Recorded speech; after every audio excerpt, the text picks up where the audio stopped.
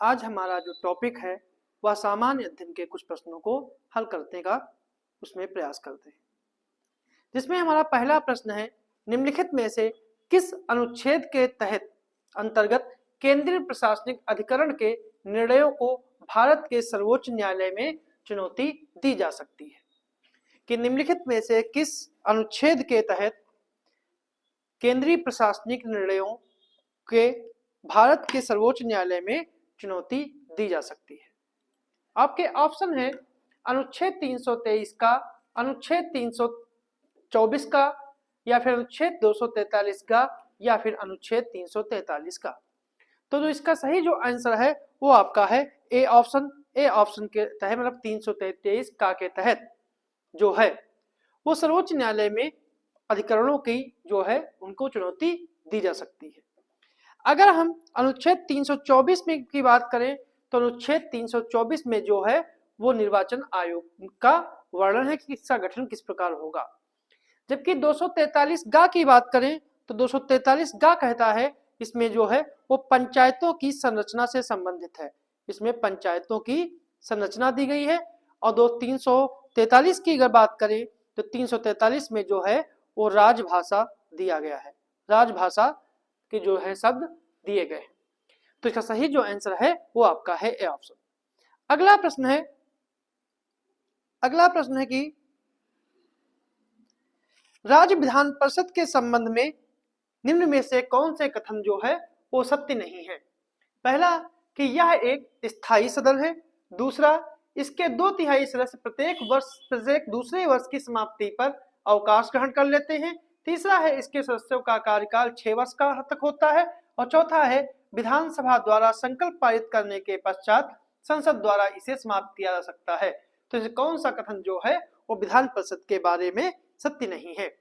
तो इसका सही जो आंसर है वो आपका है, इसका सही जो आंसर है वो आपका है बी ऑप्शन। बी ऑप्शन जो है वो इसका सही नहीं है, क्योंकि राज्य का विधानमंडल का जो दूसरा और उच्च सदन है उसे विधान परिषद कहते हैं। इसका गठन जो है वो अनुच्छेद 169 के तहत किया जाता है, और संसद किसी भी राज्य में विधान परिषद को स्थापित कर सकती है या फिर समाप्त कर सकती है। यह गलत इसलिए है क्योंकि इसमें जो है वो प्रत्येक 2 वर्ष बाद 2/3 सदस्य नहीं इसके स्थान पर बल्कि 1/3 सदस्य, 1/3 सदस्य संन्यास ग्रहण करते हैं। इसलिए दूसरा कथन जो है वो पूर्णतः गलत है। यद्यपि कह सकते हैं कि राज्य विधान परिषद जो है इकलौता ऐसा सदन है जिसे भंग नहीं किया जा सकता है, लेकिन इसे समाप्त किया जा सकता है। अगला प्रश्न है कि निम्नलिखित में से किस समितियों में से एक ने पंचायती राज के लिए द्विस्तरीय की संतुष्ट की थी, मतलब की सिफारिश की थी। मतलब कह सकते हैं कि किस एक समिति ने पंचायती राज के 2 स्तर की सिफारिश की थी। ऑप्शन है बलवंत राय मेहता समिति, LM सिंघवी समिति, अशोक मेहता समिति, या फिर PK थुंगन समिति। तो इसका सही जो आंसर है वो आपका है सी ऑप्शन, अशोक मेहता समिति। अशोक मेहता समिति ने द्विस्तरीय की पंचायतों की व्यवस्था की बात की गई थी, और 1977 में कह सकते हैं कि अशोक मेहता समिति का गठन किया गया था, और इस समिति की सिफारिश जो थी वो 3 स्तर के स्थान पर 2 स्तर की बात कही गई थी। जबकि 1957 में जो बलवंत राय मेहता समिति थी इसका गठन 1957 में किया गया था, और इस समिति ने केवल 3 स्तर की पंचायतों की व्यवस्था का सुझाव दिया था। अगला प्रश्न है, निम्नलिखित में से कौन सा एक भारतीय संविधान में वर्णित नहीं है। भारतीय संविधान के मूल कर्तव्यों में वर्णित नहीं है। पहला है सार्वजनिक संपत्ति की रक्षा करना एवं हिंसा का त्याग, दूसरा है अल्पसंख्यकों की रक्षा करना, तीसरा है राष्ट्रीय संग्राम को प्रेरित करने वाले उच्च आदर्शों का आदर और पालन करना, और चौथा है आह्वान किए जाने पर राष्ट्र की सेवा करना। तो कौन सा इसमें जो है वो मूल कर्तव्यों में नहीं दिया गया है। इसका सही जो आंसर है वो आपका है बी ऑप्शन जो है वो इसका सही आंसर है। बी इसका इसलिए सही आंसर है क्योंकि मूल कर्तव्यों में अल्पसंख्यकों की रक्षा करने का कोई प्रावधान नहीं है। जबकि मूल कर्तव्यों का जो वर्णन है वो मूल संविधान में भी नहीं था, और इसे लाने के लिए संविधान के भाग 4 में, संविधान में भाग 4 का जोड़ा गया, वो भी 42वें संवैधानिक संशोधन 1976 के द्वारा। और ये वर्तमान में अनुच्छेदों की बात करें तो मूल कर्तव्य जो हैं वो 51A के अंतर्गत आते हैं और संविधान भाग के 4A में इनको रखा गया है। ठीक है, वर्तमान में इसमें 11 मूल कर्तव्य हैं और मूल संविधान में इसमें कोई प्रावधान नहीं था और 1976 में मूल कर्तव्यों की संख्या 10 रखी गई थी। अगला प्रश्न है कि प्रोटेम स्पीकर के संबंध में निम्नलिखित कथनों में से कौन सा कथन सत्य है? प्रोटेम स्पीकर से संबंधित में कि नवनिर्वाचित लोकसभा के वरिष्ठतम सदस्यों में से एक को सामान्यतया प्रोटेम स्पीकर नियुक्त किया जाता है और प्रोटेम स्पीकर नवनिर्वाचित सदस्यों को शपथ दिलाता है। कथन कूट पर आधारित है, केवल एक, केवल दो, दोनों या फिर दोनों नहीं। तो इसका सही जो आंसर है वह है प्रोटेम स्पीकर जो है, कह सकते हैं कि इसके दोनों कथन जो हैं वो पूर्णतया सही है। मतलब पहला कथन भी सही है और दूसरा कथन भी पूर्णतया सही है। ठीक है, क्योंकि प्रोटेम स्पीकर ही नवनिर्वाचित सदस्यों की शपथ दिलाता है, वही आपका फिर बाद में लोग अपना स्पीकर चुनते हैं लोकसभा के। अगला प्रश्न है निम्नलिखित में से किस अनुच्छेद के तहत विशेष उपबंध किया गया है कि गोवा राज्य की विधानसभा में कम से कम 30 सदस्य होंगे? अनुच्छेद 371 अनुच्छेद 371 अनुच्छेद 371 या 371 तो इसका सही जो आंसर है वो आपका है 371 क्योंकि 371 में ही गोवा से संबंधित राज्यों के विशेष उपबंध किए गए हैं। और बात करें 371 की तो ये अरुणाचल प्रदेश से संबंधित है। अनुच्छेद 371 की बात करें तो ये मिजोरम से संबंधित है, और 371 जो है वो आपका महाराष्ट्र और गुजरात से संबंधित है। महाराष्ट्र और गुजरात से संबंधित है। अगला प्रश्न है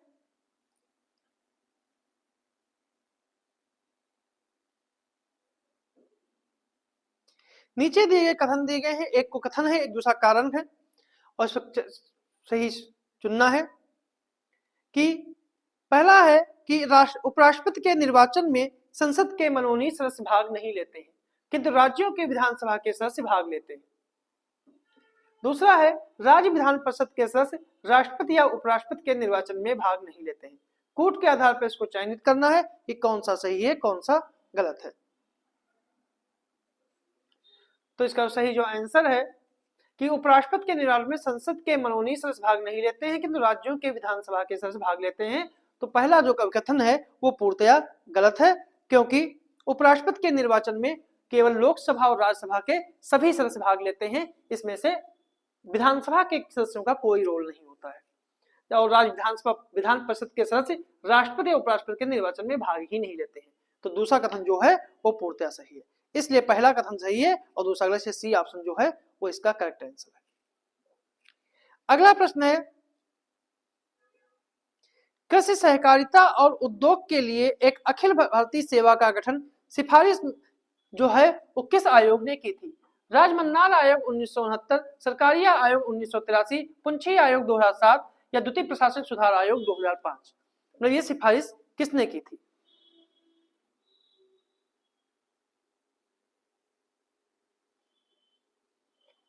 कि ये सिफारिश किसने की थी?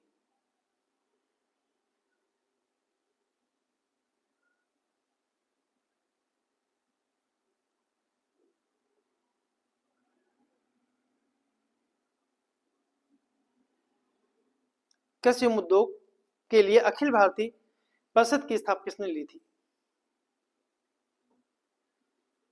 इसका सही जो आंसर है वो आपका है बी ऑप्शन, मतलब सरकारिया आयोग ने इसकी सिफारिश की थी।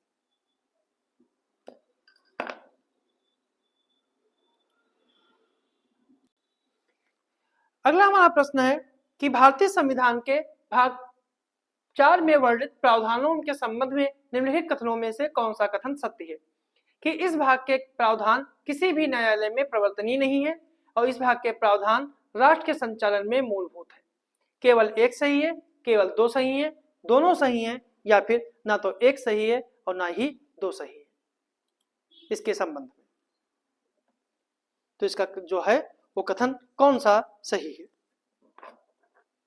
तो इसका सही जो आंसर है प्रश्न नंबर 9, इसका सही जो आंसर है वो सी है, क्योंकि यह दोनों कथन इसके जो हैं वो पूर्णतया सही है। भाग 4 का जो संबंध है वो नीति निर्देशक तत्वों से है। नीति निर्देशक तत्वों से है, और नीति निर्देशक तत्व जो हैं वो किसी भी न्यायालय के द्वारा लागू नहीं कराए जा सकते, और नीति निर्देशक जो हैं वो आयरलैंड के संविधान से लिए गए हैं, जो 36 से लेकर 51 तक दिए गए हैं। 36 से लेकर 51 तक दिए गए। अगला प्रश्न है कि निम्नलिखित में से किस अनुच्छेद के अंतर्गत लोकसभा में अनुसूचित जाति और अनुसूचित जनजाति के लिए सीटों का जनजातियों के लिए आरक्षण का प्रावधान है? Question number 10। इसका सही जो आंसर है वो आपका है अनुच्छेद 330। अनुच्छेद 330 के जरिए ही लोकसभा में अनुसूचित जाति और अनुसूचित जनजाति के आरक्षण का प्रावधान है। कह सकते हैं कि वर्तमान में लोकसभा में 84 सीटें जो हैं वो आपकी एससी के लिए और 47 सीटें जो हैं वो एसटी के लिए आरक्षित है। अगला प्रश्न है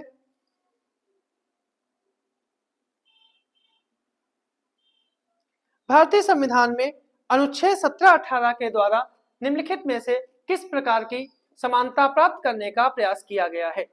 धार्मिक स्वतंत्रता, राजनीतिक समानता, सामाजिक समानता या फिर आर्थिक समानता? 17 और 18 में किस प्रकार की समानता का प्रावधान या प्राप्त करने का कहा गया है?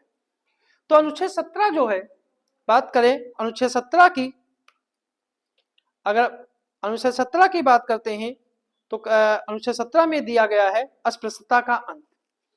अस्पृश्यता का अंत की बात की गई है, और अनुच्छेद 18 में जो है वो उपाधियों के अंत की बात की गई। इसका कह सकते हैं अर्थ यह है कि केंद्र या राज्य सरकार जो है वो सेवा और शिक्षा संबंधी उपाधियों को छोड़कर किसी प्रकार की उपाधियां प्रदान नहीं कर सकते। इसलिए जो कह सकते हैं कि ये सी आंसर जो है वो सही होगा कि सामाजिक समानता की बात हो रही है। अगला प्रश्न है कि निम्नलिखित में से कौन सा एक कार्य सर्वोच्च न्यायालय के द्वारा नहीं किया जा सकता? कौन सा निम्नलिखित में से कार्य सर्वोच्च न्यायालय के द्वारा नहीं किया जा सकता? ऑप्शन है नागरिकों के मौलिक अधिकारों की रक्षा, न्यायिक पुनरावलोकन, दंडित कैदियों को क्षमादान करना, या फिर राज्य और केंद्र के मध्य उत्पन्न विवादों को निर्णय करना। तो इसका जो सही आंसर है वो आपका है सी ऑप्शन। सी ऑप्शन इसलिए सही है क्योंकि दंडित कैदियों को क्षमादान करने का अधिकार के राष्ट्रपति या राज्यपाल को दिया गया है, ठीक है, ना कि सर्वोच्च न्यायालय को। सर्वोच्च न्यायालय को जो है वो न्याय करने का अधिकार दिया गया है। अगला प्रश्न है सूची 1 और सूची 2 को सम्मिलित करना है कि इसमें कौन किससे संबंधित है, कि अनुच्छेद 320, अनुच्छेद 330, अनुच्छेद 323 है या अनुच्छेद 324? तो इसका सही जो आंसर है वो है 320 में जो है 320 में जो दिए गए हैं वो दिए गए हैं लोकसभा के लोक सेवा आयोग के कार्य। 330 में लोक सेवा आयोग के कार्य मतलब पहले का तीसरा। 330 में जो है वो लोकसभा में एससी एसटी का आरक्षण। 323 में जो है वो है प्रशासनिक अधिकरण, और 324 में जो है वो है निर्वाचन आयोग। तो इस प्रकार जो है हमारा जो सही आंसर होता है वो है आपका सी ऑप्शन। इसका सही जो आंसर है वो है सी।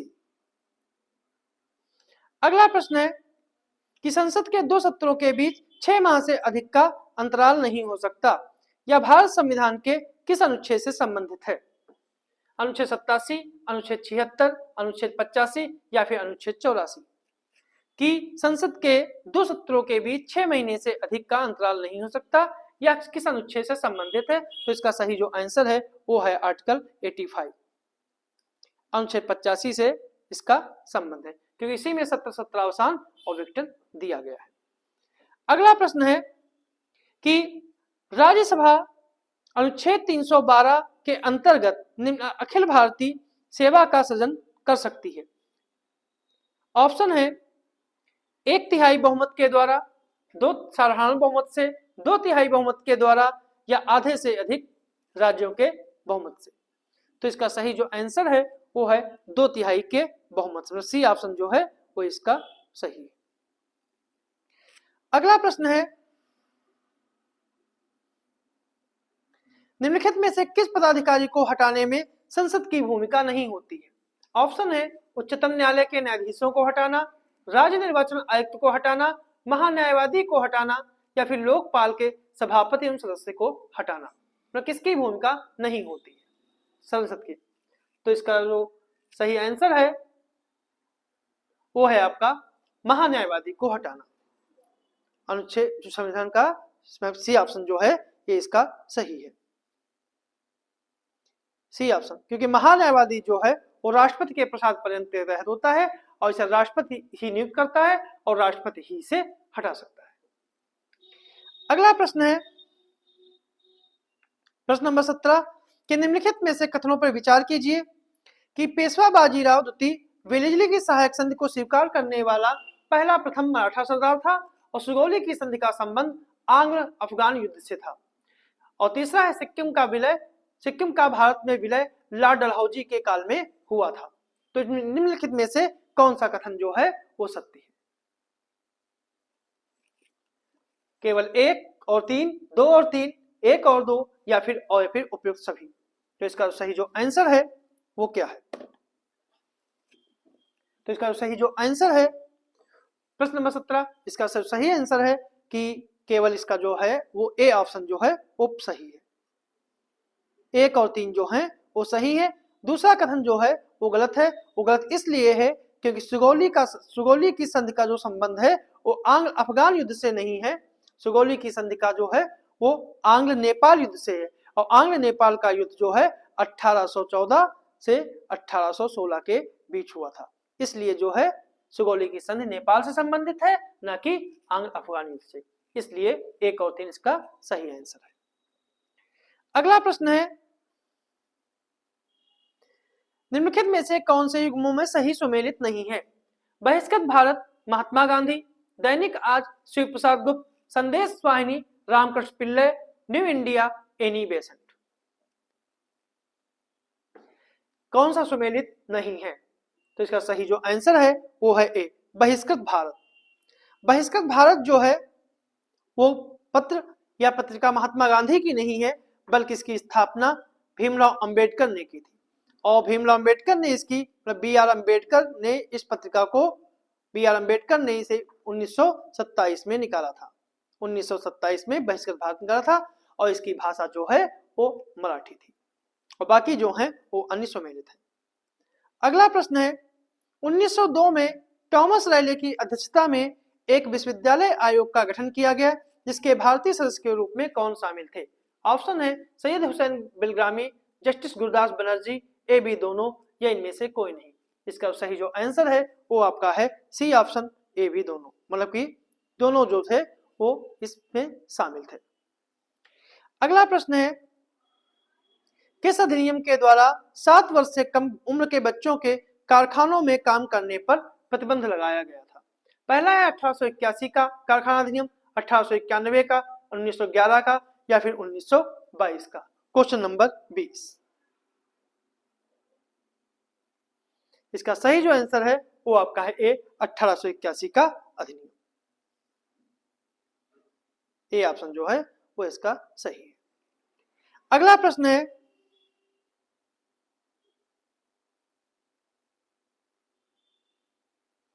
उदासी संप्रदाय की स्थापना किस संत ने की थी? ऑप्शन है श्रीचंद, निरंजन, जयनाथ, या फिर चंडीदास। इसका जो सही आंसर है वो आपका है श्रीचंद। उदासी संप्रदाय की स्थापना जो है वो श्रीचंद ने की थी और श्रीचंद जो है वो गुरु नानक के पुत्र थे और गुरु नानक ने इन्हें अपना उत्तराधिकारी न घोषित करके अपने शिष्य लहना को अपना उत्तराधिकारी बनाया था। अगला प्रश्न है कि निम्नलिखित कथनों पर विचार कीजिए। निम्नलिखित में से किस संस्था का पूर्व नाम अखिल भारतीय अस्पृश्यता विरोधी लीग था? ऑप्शन है आत्मसम्मान आंदोलन, बहिष्कृत हितकारिणी सभा, हरिजन सेवक संघ या फिर उपरोक्त में से कोई नहीं। क्वेश्चन नंबर 22, जिसका सही जो आंसर है वो है हरिजन सेवक संघ, मतलब सी ऑप्शन जो है वो इसका जो है सी ऑप्शन जो है वो इसका सही आंसर है। हरिजन सेवक संघ जो है इसका ही पहले नाम अखिल भारतीय अस्पृश्यता विरोधी लीग था। इसकी स्थापना गांधी जी ने की थी। इसकी स्थापना गांधी जी ने की थी और इसकी स्थापना जो है वो 1932 में की गई थी। जबकि आत्मसम्मान जो आंदोलन है इसकी स्थापना ईवी रामास्वामी ने 1925 में की थी। 1925 में की थी। और कह सकते हैं बहिष्कृत हितकारिणी सभा की स्थापना जो है वो बी आर अम्बेडकर ने की थी। बी आर अम्बेडकर ने की थी और स्थापना जो है वो 1924 में हुई थी। अगला प्रश्न है, निम्नलिखित कथनों पर विचार कीजिए। यह तुर्की भाषा में प्रवीण था। इसे जहांगीर ने 400 का मनसब प्रदान किया। इसे इंग्लिश खां अथवा फिरंगी खां की उपाधि प्राप्त हुई। तो उपरोक्त किसके बारे में कथन जो है वो दिए गए हैं। ऑप्शन है फिंच, हॉकिंस, मिल्टन हॉल या फिर सर थॉमस रो। इसका सही जो आंसर है वो आपका है हॉकिंस, कि यह कथन जो है वो हॉकिंस के बारे में है। अगला प्रश्न है प्रश्न नंबर 23, कि निम्नलिखित में से किस एक गवर्नर को भारत में अंग्रेजी साम्राज्य का अग्रगामी कहते हैं। Robert Clive, Warren Hastings, John Cartier या फिर लॉर्ड हार्वेल। जिसका सही जो आंसर है वो आपका है रॉबर्ट क्लाइव, और इसका ए ऑप्शन जो है वो सही है। आज का आखिरी प्रश्न है कि सही सुमेलित करना है संगठन उनके संस्थापकों में से संस्थापक, कि इंडियन होम रूल सोसाइटी की स्थापना किसने की, पेरिस इंडियन सोसाइटी की स्थापना किसने की, और यूनाइटेड इंडिया हाउस की किसने की, और हिंद एसोसिएशन ऑफ अमेरिका की किसने की।